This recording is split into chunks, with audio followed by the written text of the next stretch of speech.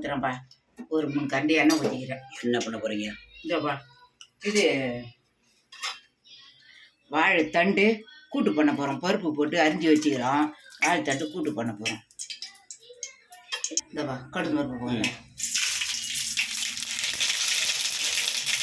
இதோ பூண்டு போடுறேன்.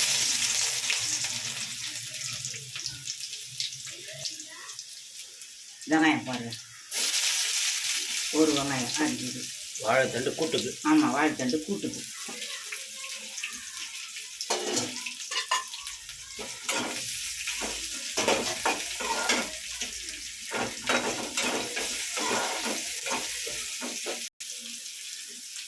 இந்த வருப்பா, தக்காளி போட்டுருவேன். இந்த கருவேப்பிலையும் போட்டுருவேன். இந்த பருப்பு வச்சுக்கிறோம் பாரு. சோறு பருப்பு தான் ஊற வச்சு கழுவிட்டு 2 தண்ணி ஊற்றி கழுவிட்டு ஊற வச்சுக்கிறோம்.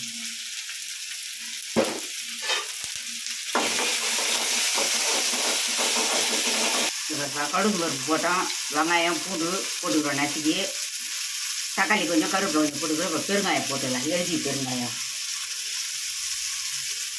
கொஞ்சம் போட்டுக்கிறோம். இந்த உப்பு போட்டுக்கலாம். கல் உப்பு. கல் உப்பு கொஞ்சம் போட்டுக்கலாம். அப்படியே மிளகாத்தூள் போட்டுக்கலாம். இதோப்பா, மிளகாத்தூள் 1 ஸ்பூன் போடுறேன். வீட்டு மிளகாத்தூள்ப்பா. வீட்டு மிளகாத்தூள் செய்தால் நல்லா தான் இருக்கும். பருப்பை இதிலே ஊற்றிடலாம்.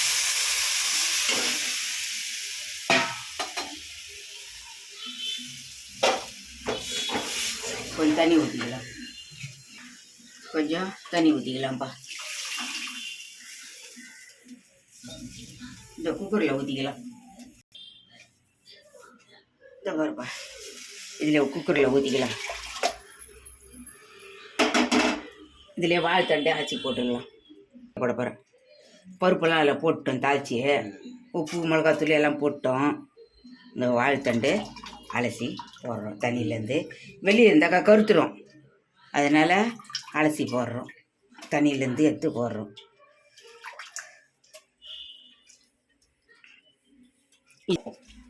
தூக்கி அடுப்பில் வச்சிடலாம்ப்பா. உப்புலாம் போட்டோம். உப்பு மிளகாத்தூள் எல்லாம் போட்டோம். மூடி வச்சிட வேண்டியதுதான். அவள்தான்ப்பா, முட்டோம். விசில் வச்சிடலாம். மஞ்சள் பூசணிக்காவை தான் இன்றைக்கி அரிஞ்சு வச்சுருக்குறோம். பொடியாக பொரியல் பண்ண போகிறோம். மிளகா கிள்ளி போட்டு பொரியல் பண்ண போகிறோம். மஞ்சள் பூசணி. இது கொஞ்சம் மிளகா வெட்டுக்கிறேன். இந்த பக்கம் வாழைத்தண்டு கூட்டு.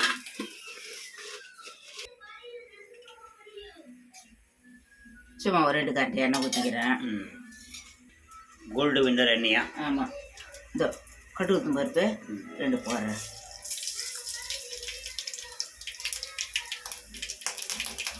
கடுகு பொரியுது. பூண்டு 2 போடுறேன்.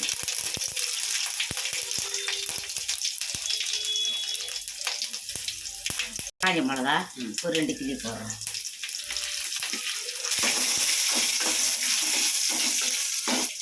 ரெண்டு கருவேப்பிலை போடுறேன்.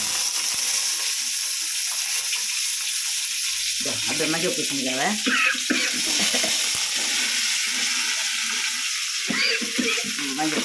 போட்டாச்சு. போட்டு தண்ணி ஊற்றிடலாம். தண்ணி ஊற்றி உப்பு போட்டுக்கலாம்.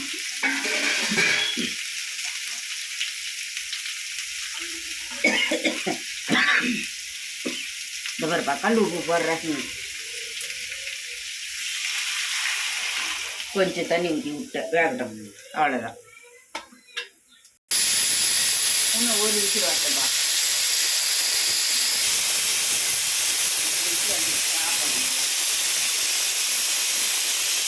இது பாருப்பா, காய் தாளிச்சேன்ல, இதை வேகுது. வாழைத்தடுப்பு ரெடி ஆயிடுச்சா?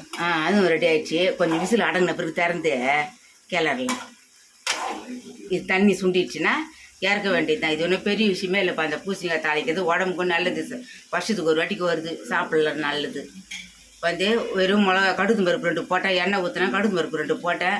பூண்டு 2 போட்டேன் நசுக்கி. காஞ்ச மிளகா 2 கிள்ளி போட்டேன். கருவேப்பிலை போட்டேன். அவ்வளோதான். மிளகாத்தூள்லாம் அதுக்கு போடக்கூடாது. அப்படியே தண்ணி சுண்டுன்னு பிறகு இறக்கிட வேண்டியது தான். நல்லா இருக்கும், உடம்புக்கும் நல்லது. இதெல்லாம் சாப்பிட்டாக்கா டெய்லியுமா சாப்பிட்றோம் நம்ம, எப்பயோ ஒரு நாளைக்கு நல்லது தான். இந்த இதில் வந்து ரசம் தாளிக்கலாம். ஒரே ஒரு கரண்டி தான் எண்ணெய் ஊற்றிக்கிறேன்.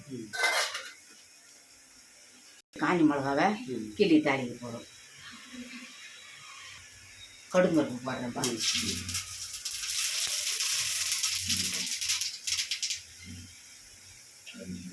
இந்த ரசப்பொடி போடுறேன்.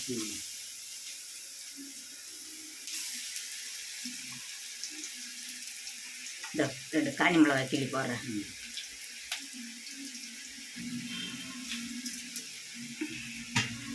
இந்த 2 பூண்டு நசுக்கிறதும் போடுறேன்.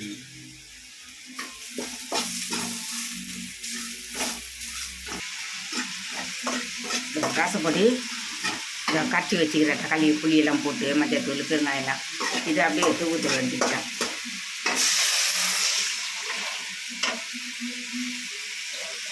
ரசமும் ரெடி ஆயிடுச்சு. இதை ரெடி ஆயிடுச்சு. அடுப்பு ஆஃப் பண்ணிடலாம். பண்ணிட்டேன். இந்த மஞ்சள் பூசணிக்காய் ரெடி ஆயிடுச்சு. அவ்வளோதான். இதெல்லாம் ரசம் வச்சுக்கிறோம்.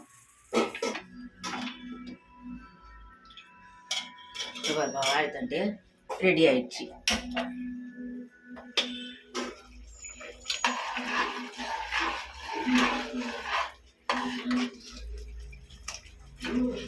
உப்புலாம் கட்டாகுதான்னு பார்த்துக்கலாம். கொஞ்சம் தண்ணி சுடு பிரிக்க இறக்கிடலாம். அவ்வளோதான். அவ்வளோதான்ப்பா, ரெடி ஆயிடுச்சு. கொஞ்சம் கொதிக்கிட்டேன்னு ஆஃப் பண்ணுற வேண்டியது தான்.